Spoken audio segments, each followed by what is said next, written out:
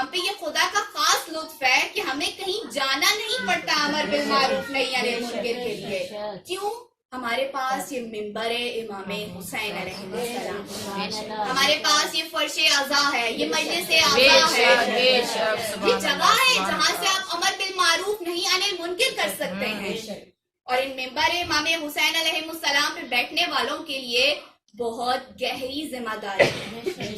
یہ ممبر ایسی جگہ نہیں ہے کہ جہاں کوئی بھی اٹھ کے آ جائے اور کوئی بھی بیٹھ کے کچھ بھی پڑھ کے چلا جائے اور بعد میں تردید یا اس طرح کی چیزیں سامنے آئیں. دیکھیے یہ ممبر امام حسین علیہ السلام ہمیں نہیں ملا، اس کی وارث جناب سیدہ زینب سلام اللہ علیہا ہے.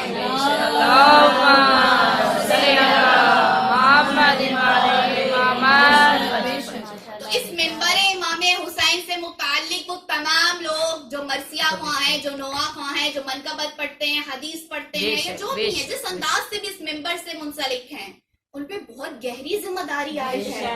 ہم اپنے ایک ایک لفظ کے لیے جواب دہ ہیں، اور جتنی ذمہ داری ہم پہ ہے اتنی ہی ذمہ داری فرش عزا پہ بیٹھنے والے لوگوں کے لیے، اتنی ہی ذمہ داری بانیان مجلس عزا کی ہے.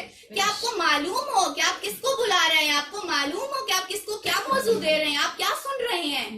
معذرت کے ساتھ مجلس عزا کی قبولیت کا انحصار اس بات پہ نہیں ہے کہ آپ کا مجمع کتنا ہے. مجلس عزا کی قبولیت کا انحصار اس بات پہ نہیں ہے کہ آپ کو داد کتنی ملی ہے. مجلس عزا کی قبولیت کا انحصار اس بات پہ ہے کہ آپ نے آنے والے لوگوں کے دلوں میں اپنے وقت کی امام کی محبت کو کتنا بڑھایا، آپ نے مقصد امام حسین علیہ السلام سے ان کو کتنا قریب کیا ہے. آپ کی اس مجلس عزا میں آنے سے پہلے اور یہاں سے جانے کے بعد آپ کی زندگی میں کیا تبدیلی ہوئی ہے.